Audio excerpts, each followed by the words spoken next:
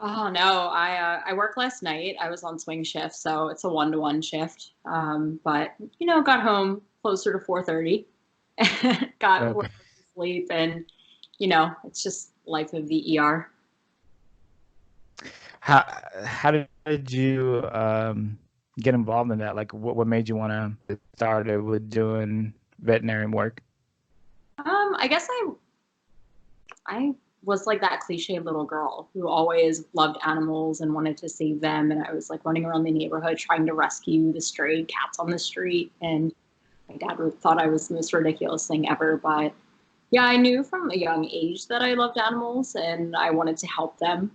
Um, and so it kind of grew from there. And it's kind of been a calling. And it sounds really silly to say that because everybody says that. But I think it's kind of something you Mhm. know from an early age. Not everybody does, but I knew at least. How long have you been doing it? So I'm a new grad. I've been working in the veterinary field for at least almost 8 years now. I started working at vet clinics in undergrad. I think when I was a sophomore, junior, and then took Mhm. years off in between, but worked at vet clinics pretty consistently for about 4 years, and then decided, you know what, I just need to apply to vet school, and so here I am. Okay. So so how does like so ER like for veterinarian work is that about the same as it is for, people? Is it you just kind of can you kind of explain that like how day in day out that works? Yeah, I would assume. I mean, I've myself have never been to a human ER, but I assume it's pretty much the same. You have patients with a whole variety assortment of issues come in. They come to the back, they get triaged, and the way our hospital works is we try to do things in a time order who's there first, but we triage everybody and then we go through and we see who's the most urgent or the most unstable and then decide, okay, that patient will be seen first, and then work it along that way. We're pretty efficient at my hospital, so animals don't wait too long, but there's days where they wait a little bit. Mhm. So like the hospital take my dog to is fairly small. How big is yours? Oh, it's big. Comparatively to like a family or a general ER practice, I think my hospital has at least 8 different specialties. So we have a full ER service. We have internal So medicine. it's Yeah, it's comparable to a human hospital, like a human specialty hospital where they have the different departments. um yeah.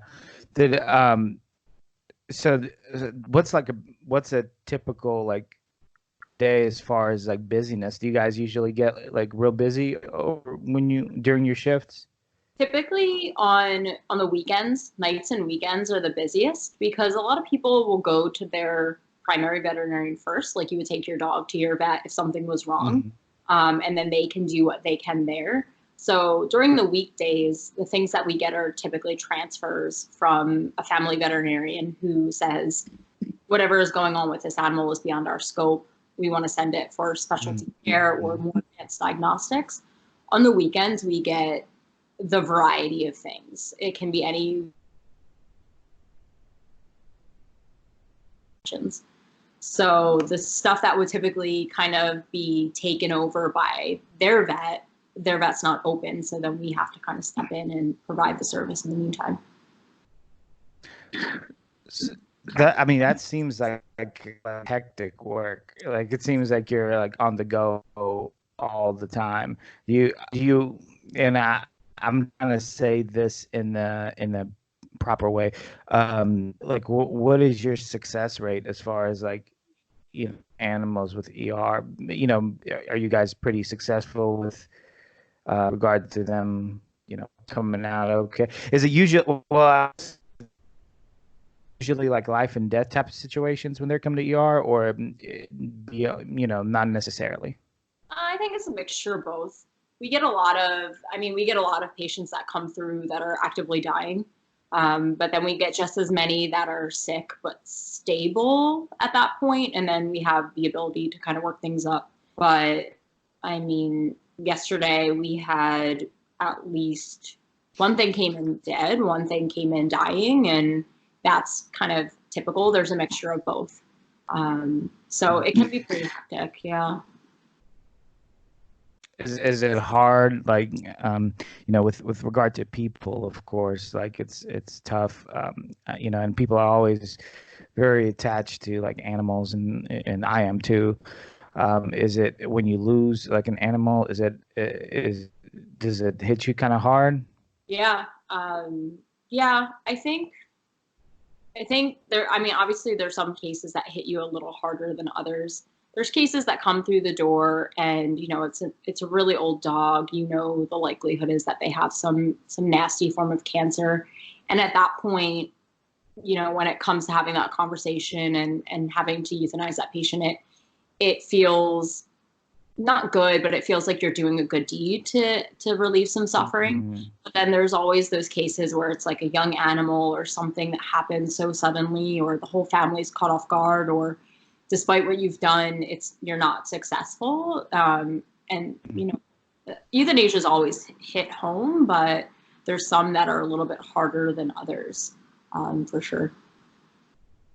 Sure. Yeah. Is that it's interesting, like, back so originally, like, I'm from Russia. Like, I was born in Russia, and so like there we didn't really have like dog food or animal food. People just gave animals whatever, scraps and things of that nature. So here, like, it's really predominant, like really people push like, the food specifically for animals, for the nutrition, things of that nature. So we had an animal here a few years back, and we did it kind of the old like way where you just give them scraps, and the dog didn't do well, developed a lot of like illnesses, and hard to say if it was like that had an effect on it. My wife and I have a dog now, and we've only been feeding it like its own food, and it's so healthy. It's like she's 10 years old and she's doing so great. Do you think like that makes a difference, like the kind of food that they eat? I mean, obviously, but like, you think animals, it does as well? Yeah, I mean, I think it's like, you're fitness motivated. I think it's like saying having someone who just eats whatever they want all the time versus having a person who seeks like consultation with a clinical nutritionist who's formulating a complete nutritionally balanced diet for that person. They're obviously going to feel better, ultimately probably be healthier than someone who's just, eating leftovers or eating little things that they have access to that's not formulated to be kind of an appropriate nutrition plan for them. And, you see in the human world how important nutrition is. And you can see in the fitness world, if you're not getting appropriate nutrition, you're not building muscle, you're losing muscle, or you're not losing fat appropriately. So it's the same thing for animals. Right. So I think it does make a big difference. Go ahead. No, I think it does. I think it does make a big difference. I think as long as, and I'm not like a pet food snob, but I do feel pretty strongly that even like as human beings, we have a hard enough time meeting our own nutritional needs appropriately. And that's why we have nutritionists. Right. So if like, I can't always decide the right things to feed myself, make sure I have all my vegetables and vitamins and whatnot, how can I do the same for my dog? Who has a completely different biological need. That's true. That's a good point. Like, a lot of times when you see people that are like out of shape, like a lot of times their dogs are also like doing great, and then it's like a cycle in the family. Yeah, exactly. Is there like a particular like type of nutrition? Oh, there's a cat right behind you. Yeah, she's part of the show now. I have my own little. Is there a particular nutrition, like food or supplement that you'd say like is the best that you should feed your animals, or is just kind of one of those things where you just do your research and just go about it that way? Yeah, I think I'm not a food snob, and there are some people that feel really strongly about certain brands or the other, and I know certain vets will recommend what they know. I don't think it's a good idea to say only one brand is the right brand or only one type of food is the right type of food. There's actually like a pet food nutritional guidelines that it's called ASCO. and they basically oversee the pet food market. And each company that is producing pet food that goes through this program, basically they submit their food, ASCO analyzes it and says, all right, your food's good, it meets all the nutritional needs, dog, either a puppy, an adult, or a senior. And as long as it has that statement on the back of the bag, the food should be sufficient. Right. So, and most, like if you go to a pet store, most of the bags will have that. There's some like the more like boutique brands or like the more like small company that don't, I guess, don't go through that formulation process, may not. And at that point, I'd be a little skeptical, because I would say, well, there's no, it's just like, you know, supplements you get offline. Anybody can make a supplement. It's not guaranteed that it's either going to be for you or formulated to meet your needs. So I would say just find a bag of dog food that has the ASCO marketing label on the back, and understand your dog's needs. Like if you have a puppy, buy a puppy diet. If you have a senior dog, don't feed it puppy food, feed it a senior diet. So what you're saying is it's more like supplements where like anybody could really put a dog food out, like, because you know with human food, like FDA controls, you know, get pulled. Yeah. In this case, is just a stamp of approval, really. Yeah. Anybody can make a dog food. The dog foods aren't regulated necessarily by the FDA, so it's that ASCO marketing is pretty much a voluntary process, and it's that pet food company saying, you know what, I stand by my food. I'm going to have it go through this process. They're going to test it, analyze it. And if it has that label on it, then you're like, all right, I know it's met all the requirements for my dog, for your general healthy adult dog or whatnot. So, you know, so when people say, you know, is this a better food or that? I'm like, feed what your dog likes. As long as it meets its needs, feed what your dog likes. And as long as you're seeing good results, like, who cares about the name? Who cares about the brand? You know, as long as, and you know, there's different fads now, things that I will tell people to avoid, but that's about it. What kind of fads are you talking about? Well, there's a big movement. I don't know if you've heard about it, for the grain-free diets, and that's been going on, I don't know, for at least a decade or two, where a lot of people believed that grains like corn, wheats, glutens were causing dogs to have skin allergies. And so, and I don't know if this started as the celiac movement, as people started becoming aware of celiac disease and gluten intolerance. I think that mindset started to come over into the animal world as well, especially dogs and cats. And people started to think that corns and wheats, whatnot, glutens, were causing skin allergies, because allergies are now such a prominent issue in dogs and cats, but mostly dogs. And so people were really say, well, it's got to be these corns, it's got to be these fillers. But dermatologists have actually found it's more than likely the primary protein in it. So a lot of these animals are actually, you know, instead they're actually allergic to like chicken, poultry, beefs. There's something about proteins overstimulating their immune system. So it's not necessarily the grains, it's actually the proteins.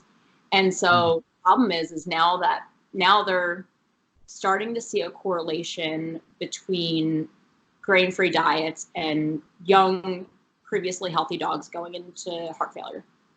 So there's something about there's something about the nutrition. That's pretty serious. Yeah, absolutely. And there's something about the formulation of these foods and whatever substitute they're using for the grains that's causing, they think that it's causing some type of either inability to uptake an essential amino acid, or it's interfering with it somehow.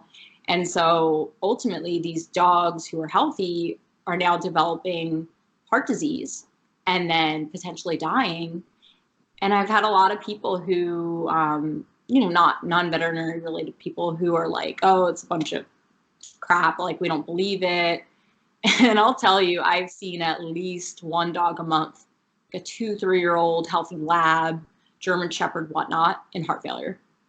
And then you look and you see, oh, it's on this diet that I know has been called out for being grain-free and for correlating with these heart disease. and you're like, oh no. You just know the moment they walk in the door, you read their diet, you're like, oh no.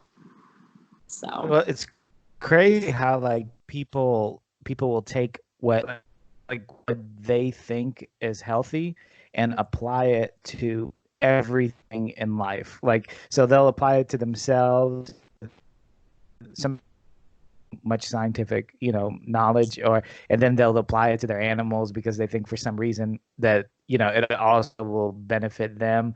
And, down the line, you end up getting the aggressive negative results, and nobody wants to think that, oh well, the diet that I put my animal on, I just caused it to have heart disease. But that a lot of times that is the case, right? Like, people do cuckoo stuff, and then it causes all these issues. Like, it happens like with all the time. I had a friend. She was going through cancer. She just got diagnosed, and instead of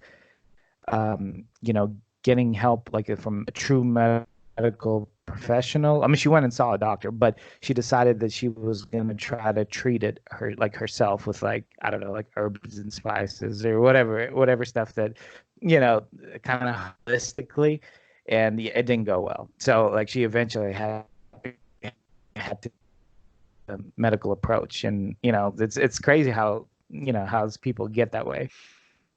And I mean, there's a big movement in veterinary medicine too. I don't practice holistic medicine, so I can't vouch for it or whatnot. But I don't know. I think people are, for whatever reason, are really afraid of pharmaceuticals and big pharma, and they, immediately put this like black label. We don't want any medications. We don't want this. We don't want that. But I mean, to be honest, these are medications that could save your life or your pet's life, and that's what modern medicine is. So I don't understand. Right. I think the privilege that has created like this distrust of medicine, and it's really Sure. disgusting. So I don't know what it's about. Sure. Yeah, it's this mentality that we're like, everything from the earth is better, right? And chemicals are not. But a lot of times, and sometimes that is the case, right? But a lot of times, what they fail to understand is a lot of these medications, their base is from things that are in the earth. They're just mostly like either a lot, higher dose concentrated, right?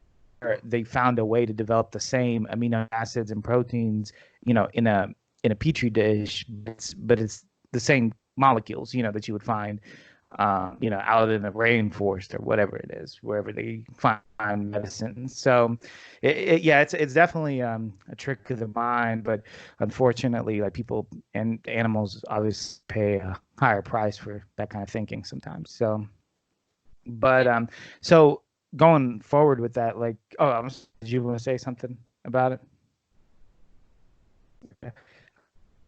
Going forward with this, what is, like, we always talk about dogs and cats as far as animals are concerned, but obviously people have multitude of different kinds of animals. Like, what are some animals that you come through besides just the typical?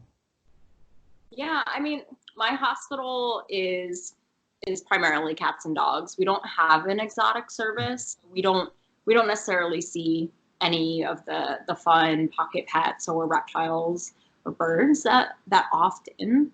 When I was a student, they had an exotic service, so they would have animals from the Toronto Zoo come in. They had moose, they had bear. There was a tiger that came for a dental procedure. There were animals that came for CT or MRI from the zoos or from the local wildlife centers. So that was pretty cool. And we had a bunch of different wild birds that came through. My university also had like a whole not a falconry program, but a educational like bird program where they would use native rehabbed native wild birds, wild animals that had been rehabilitated, and do educational pieces to bring awareness to wildlife, like local wildlife. So that was interesting. So those birds would come through occasionally.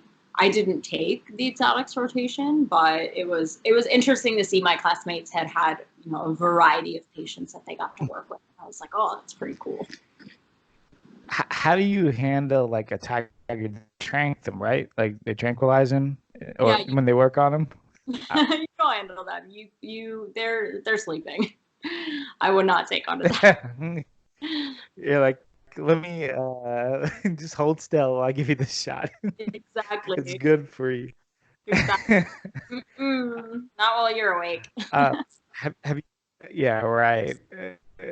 How I remember when I was a kid, and like I don't know if you're aware. I mean, I'm sure you are, but what meningitis is. So I contracted that when I was a kid, and I was basically dying, and and they would like stick me every night, multiple times, every day.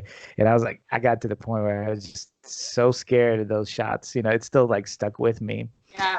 It's funny how like those kind of memories, like even if you're a kid, like they can translate when you're like older. Like you can have those kind of like anxiety from it. Yeah.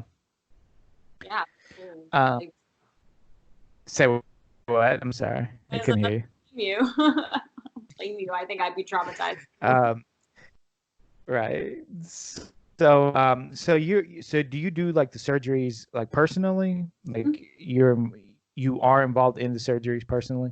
Yeah, yeah. So right now I'm an intern. So rotate through different departments in my hospital. It's primarily emergency based, but we also have surgical rotations.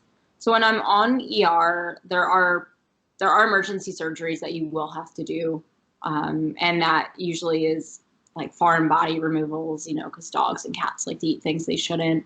So they come in, they're obstructed, they have small intestinal obstruction, so then they have to go to surgery. Yeah. So I've done that. We have pyometras, which are uterine infections. Those are surgical emergencies. So I've had one of those. And then when I'm on the surgical service, I assist the surgeons, and they're board certified surgeons, so they do a lot of really cool stuff. So I get to assist with that, and there's a couple little things that they'll let me do on my own, like the spays and neuters. I've done quite a few spay neuter campaigns as well. So yeah, so we get to do a lot of really cool stuff, which I think is, kind of a big difference between human medicine and veterinary medicine. Your family physician isn't going to go cut you open tomorrow. Right. Yeah, Right. Yeah. Pretty unethical to do no. that. Yeah, yeah, exactly. So we learn to be a jack of all trades, and we get to do it all, which is pretty cool. Yeah, I thought that that's the one thing about being working with animals, being a vet, is because you don't, you'll have to have knowledge of multitude of, animals. I mean, obviously you have your common ones, but it's not like people that, doctors that work with humans, which, same anatomy every single time. That you have different anatomies, different physiologies, different medications, everything that is so different and unique. That's got to be interesting. Yeah, for sure. I have classmates that went into mixed animal medicine, so they do large and small animal. Ooh, I couldn't do it. To go from an appointment with a cow to a cat to a llama. Hmm. There's no way. And then to have the brain to just know everything about each of those species. And we had to learn. Obviously, we had to learn in vet school, and our Sure. board, our like doctor licensing exam, we had to be able to answer questions on all the species and the basic physiology and disease process. But then as soon as I walked out of that room and finished that exam, it just went, whoa. Yeah, I knew that's how usually classwork is. Yeah. yeah, exactly. I knew I was going to work with dogs and cats. And I was like, as soon as I can stop thinking about reasons why pigs get diarrhea, I will be the happiest person in the world. I'm so done with it. It, it's so funny because my wife and I, we live in Tennessee, and close to us, about an hour away, we have a pig preserve, which they kind of, I guess, so basically it's an area where the pigs are, they rescue them, and then they live in like the type of way that they would live in the wild, I guess. So so it's so interesting because sometimes they'll have like medical concerns and stuff, and they would take them to University of Knoxville because, and that's the closest, vet hospital area there, I guess, the facility there. And it's just to be able to, and these pigs are so big. They're Yeah, gigantic, and to be able to work on that is so interesting to me, like how you would even go about doing that. But somebody's got to do it, right? exactly. Yeah, a whole nother beast in mind. Yes, right. So, is anything like any like experiences like stand out to you, or like we kind of covered everything? Well, I mean, I love veterinary medicine because for me it was kind of opening the door to a world of experiences.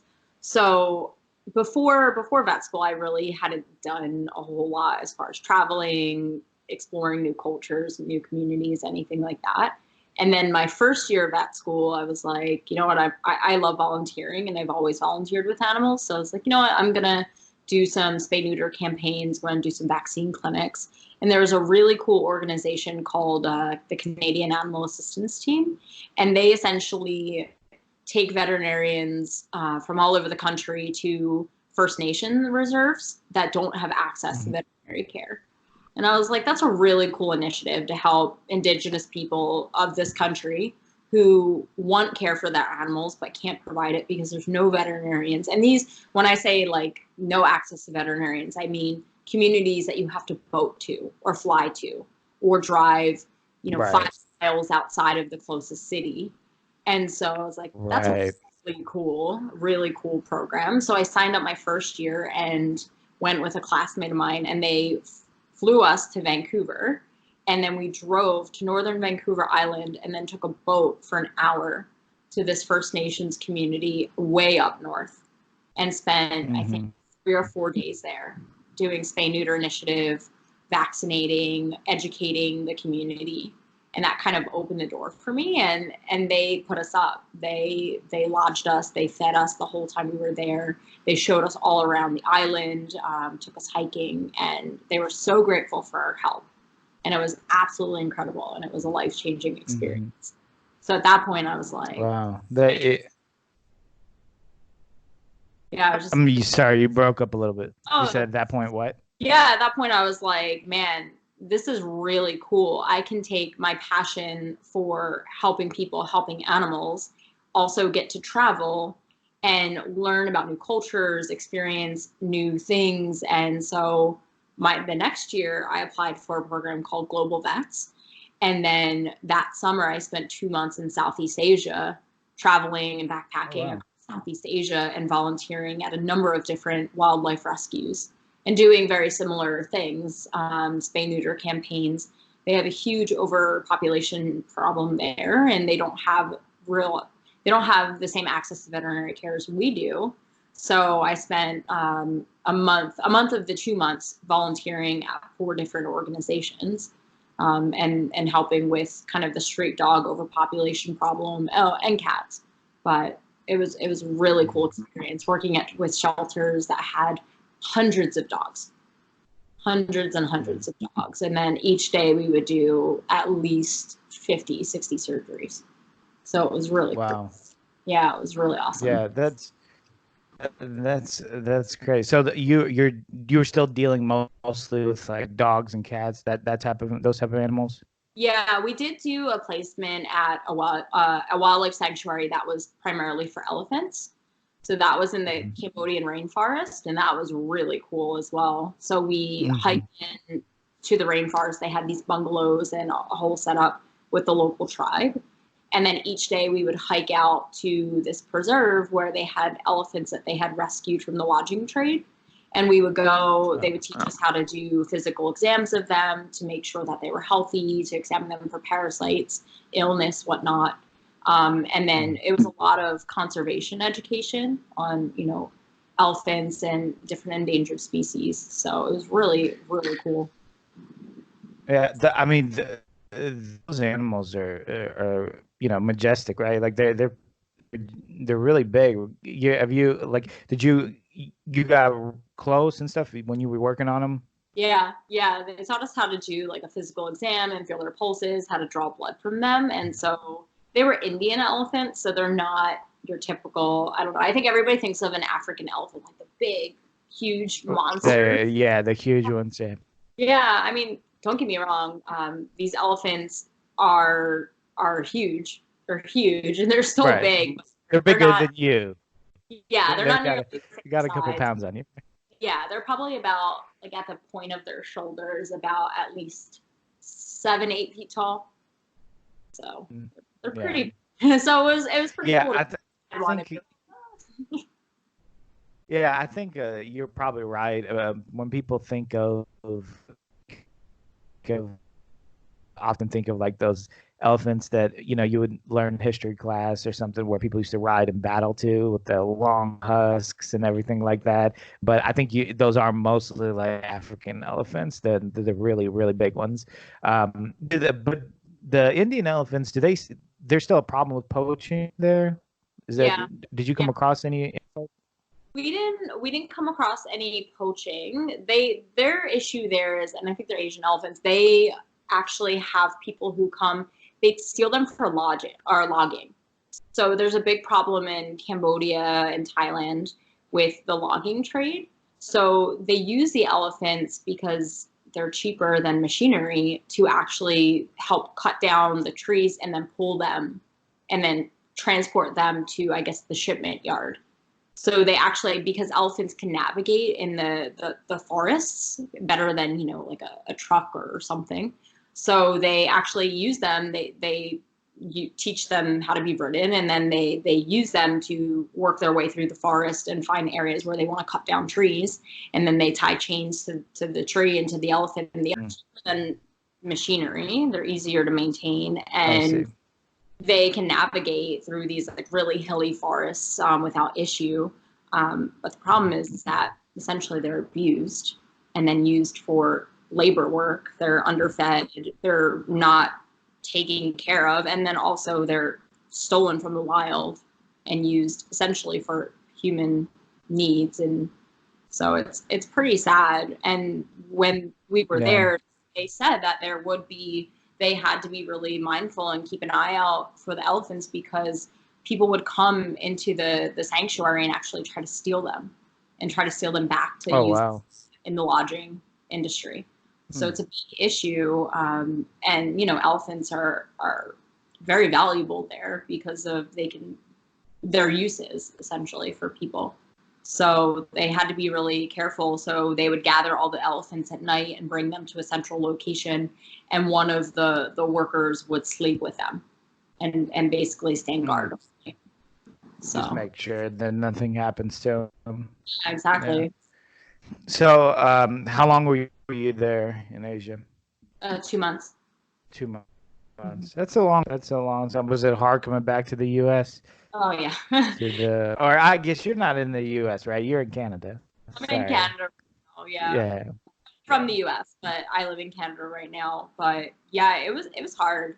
I remember I went with a couple of my classmates, and I remember being like, I don't want to leave. I don't want to leave. I love it here so much.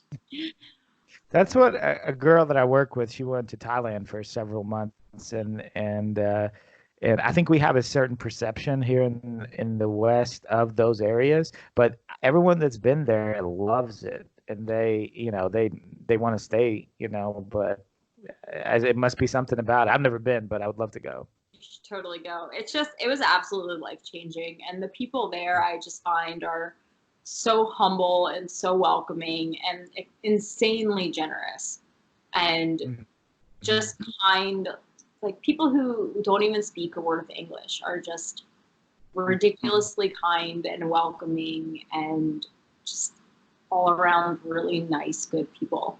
And I find that you don't really find that these days, and the level of gratitude and warmth that they would exude. And I'm just like, I don't, I don't find this in Americans, unfortunately. Sure. Yeah, I mean, it's, there's definitely something to be said about like culture, and then there's also something to be said about in areas where things aren't so how can I put this, so money driven, I guess you could say. If you if you're commercial driven, probably the better way to put it, commercialized. In the US, like, people are always on the go, always. It almost seems like nobody stops really to be kind to each other, even in areas where, like, I live in the South, where that's supposed to have been more common. I think it's becoming less and less common, so. But yeah, I definitely understand that. So, that's kind of like your life as far as your veterinarian experience and so forth, career.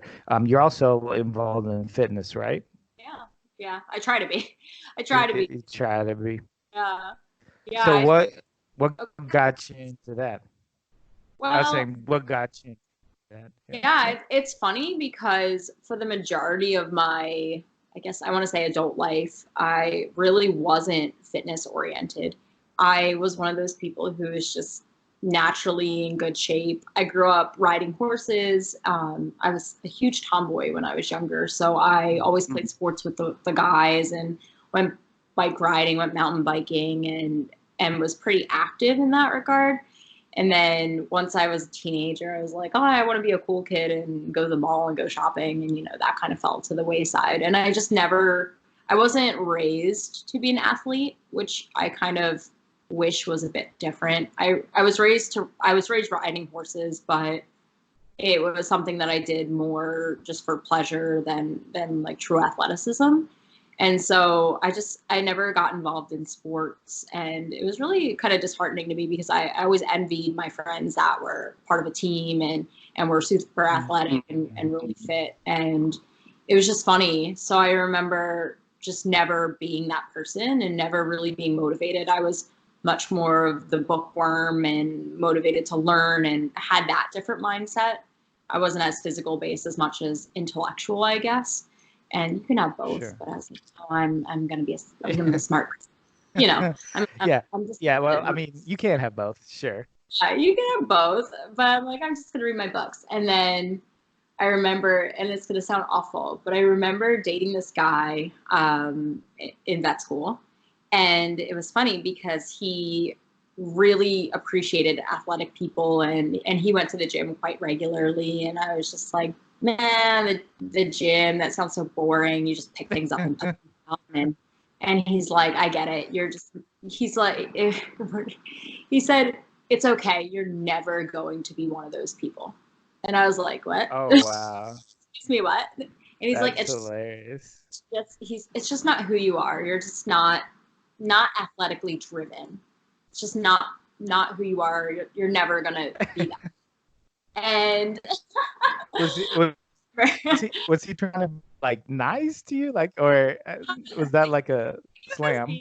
A little bit of a jerk, and maybe because I was insulting the gym, and he was like, I like going to the gym and it's healthy, and why are you looking like frowning upon this? And I was always like, oh, the gym is for jocks and beefcakes and anyway. I was a snobby attitude as well. So he was like, it's okay. You don't relate, and you never will, because that's not your mindset. You are not an athlete and you're not focused that way. So whatever, you just accept who you are. But it was a low blow. It was totally a low blow. And he's like, yeah, you'll just never be this person. And so I am by far one of the most stubborn people, but also the first person, if you tell me I can't do something, I will 100% do it and show you while I do it. So yeah, I just remember. That sounds like a typical woman. Oh yeah, I was like, oh, okay, that's what you think? I'll show you. So anyway, that relationship didn't last long. But yeah, I started going to the gym, and then it became kind of a challenge and a huge drive for me. I was like, and he wasn't the first person who had said that to me. I had dated other people who were very athletic, and it just wasn't part of my life. And they're just like, and they kind of judged me for it, because I feel like athletic people typically gravitate towards other athletic people, which I totally agree with. Common interests. Yeah, exactly. So it wasn't the first time I had someone say, like, it's not who you are. You're just never going to be that way. And so finally I was like, all right, enough is enough. Like these people keep saying these things. I'm going to prove them wrong. And so I think it was my 3rd year of veterinary school. And, you know, with the stress of school and whatnot, I was like, you know, I need an outlet. And a lot of my main outlet was hiking and photography and writing. But I was like, no, I need a physical outlet because I sit in class for 8-9 hours a day. I get up to go to the bathroom, come back, and I'm just sitting on my butt all day. I really need to be athletic and to get active. And so I started going to the gym. There's a really great gym right around the corner from school that had a bunch of classes. They had yoga. They had a huge weight lifting studio. And I was like, you know what? I'm tired of all these guys telling me what I can or can't do. I'm going to show them. I'm going to go to this gym and I'm going to show these guys that I can be just as strong as them, if not stronger. So then I started weightlifting, and yeah, it kind of went from there. And then I kind of got into this really motivated mindset, and I was going like 5-6 days a week. Sometimes I would go more than once or twice a day. And there's a personal trainer there named Phil, and he used to joke, and he's like, "Oh, is this round 2 or 3? What's going on today?" He was like, "What do you do?" So you went basically from like 0 to 100, like just And nonstop. I'm either all in or all out, and I was like, it's gonna happen. And so yeah, it was a really great experience, and I absolutely loved it. Absolutely loved it. Yeah, and I still to this day still absolutely love it. But I'm not a student anymore, so I don't nearly have as much free time as I used to.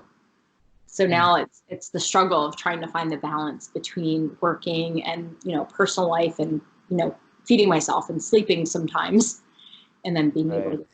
Yeah. Well, a big part of that is, you know, not just the training, but the nutrition and the rest, you know, you get, because I mean, you could train all the time, but if you don't get enough rest, you don't get the right nutrition, there's not going to be a whole lot of, you know, benefits from it.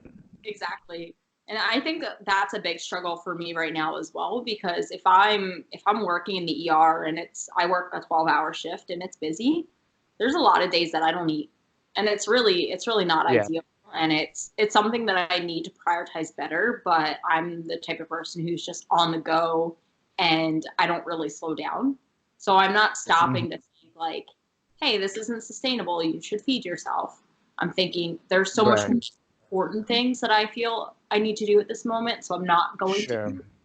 And then I find that even on the days where I'm done early enough that I could go to the gym, I'm just so physically and mentally drained because I just worked my butt off, and 2, I haven't fed myself or drank any water, and it makes a huge difference.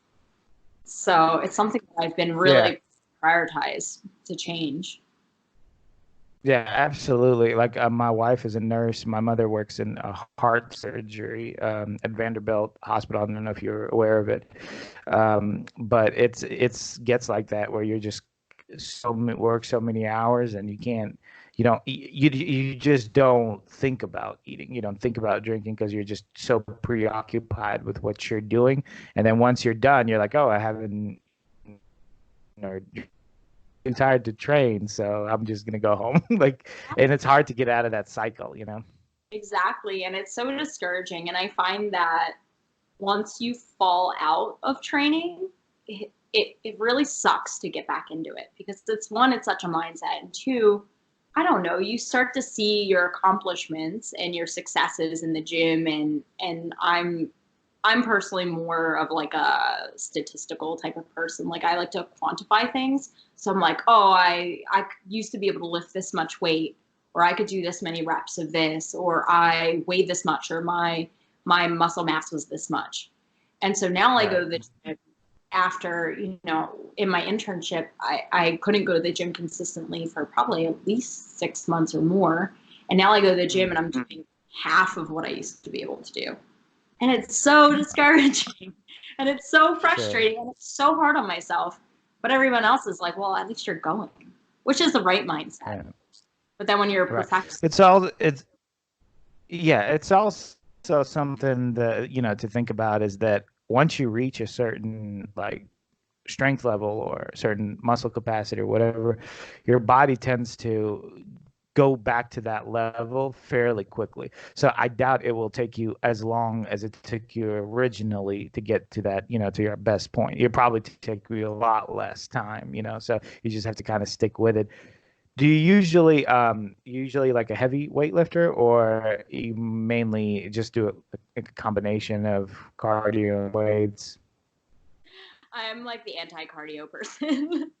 I'm You're so like anti what? I'm sorry. anti-cardio. Oh, anti-cardio.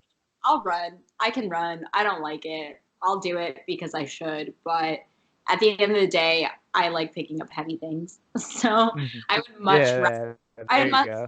rather sweat from lifting weights than run on a Sure. stationary thing for like 15 minutes. Yeah, Yeah.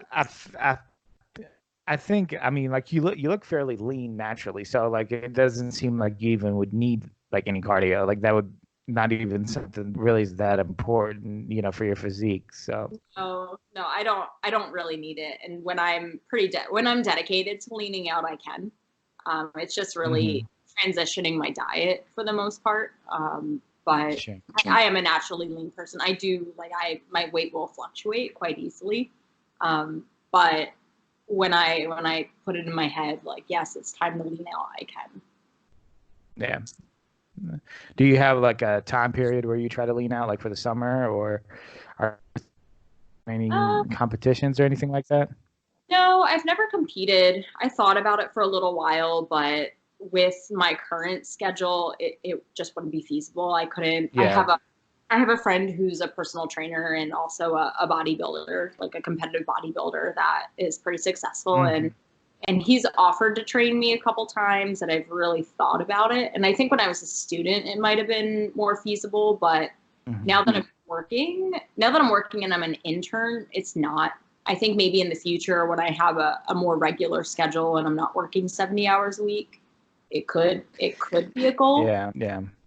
but not right now. So I don't really. I mean, I prefer to stay on the leaner side, but then I'm also that person who wants to build muscle mass. I've never been like, I want to be like the skinny girl. I was always like, I want to be the jack. Right. I want to be like, screw what the societal norms are, like the long, lean babes. Like, I want to be thick. I want to be thick and Yeah, strong. And I find yeah. that when I'm lean, I'm not as strong. So, which is a When given. you're lean, you're not strong? Yeah, when I'm leaner, I can't move as much weight. Sh- So I prefer to Sure. be, Well, I mean, yeah. yeah. So I prefer to be a little bit on the like, not, it's not even heavier, like a little bit on the thicker side. You know what I mean? hmm So, yeah. I'm like, I Yeah. don't know the right way to phrase this. I like to carry a little bit extra weight so I can move more weight. Gotcha. No, that makes sense. It's interesting what is considered like an appealing physique. Like so like you mentioned, some people said just want to be skinny. Doesn't matter what that entails. Like I mean they could have no muscle mass on their body, but as long as they're skinny, like that's fine. Yeah, I exactly. think if you're gonna be lean, you should have a little muscle on you. But I guess everybody's different. Absolutely. And I don't judge. You know what I mean? If a girl looks good, she looks good. I'm not going to judge. But Right. it's funny. I have friends who will be like, we used to share like fitness motivation pictures or whatnot. And I have Mhm. one friend who's really big into cardio, and she could run circles around me. She's insane. But she would send me pictures of these women who are super lean. But I was like, I don't like. Has this woman ever picked up a weight in her life? She could probably run a marathon, but I Right. value strength. I personally value Right. strength. She values endurance. So there's a little Right. bit of difference in mindset. And she didn't find women who are more muscular attractive. It wasn't her thing. And Mhm. and I was like, that's fair. So we would work out together, and she would have me doing like box jumps and like these crazy cardio sets and whatnot. And I'd be like, all right, cool. Can we deadlift now? And she's like, oh, what? And I was like, yeah, we'll do some curls, we'll do some shoulder presses. And she's like, oh, I don't want big arms. I'm like, you're not gonna get big arms. Let's do this. Oh, it's That's like that priorities. Yeah, that's so funny that the people think that lifting heavier weights is gonna make you like essentially that sometimes they think it's gonna make you look like manly, and it's like it's absolutely not. Oh, That's not lifting heavy weights does not make it that there's no biological or scientific process that happens when you lift heavier weights to make you look more manly. So, but it's crazy what people think, right? Like it's all that like weird ideas that really don't come from any solid base, you know? So I'm no. I'm sure you've heard of people saying that. Yeah. No, absolutely. I hear it all Um, the time that like lifting will make you look masculine and like okay, like you tell me when that yeah, happens because I have never looked more right, masculine by lifting weights. Like I lean out. If right, anything, right, I'm curvier. So right, but right, teach their yeah. own. Well, well, especially like if you're talking about like for a woman, you're talking about training like lower half, legs, like you said, deadlifts, things of the hamstrings. I mean, all that is going to make you look more feminine, not less. Yeah, I agree. I absolutely agree. So, anyways, but hey, I think we did like close to an hour. So, I mean, it was yeah, it was fun. It was interesting. Is there any way if somebody like wanted to reach out to you for like maybe more podcasts or things of that nature, what would be like the best way to contact you? Yeah, I mean they can totally either reach me via Instagram or I can leave my email with you. Okay, awesome.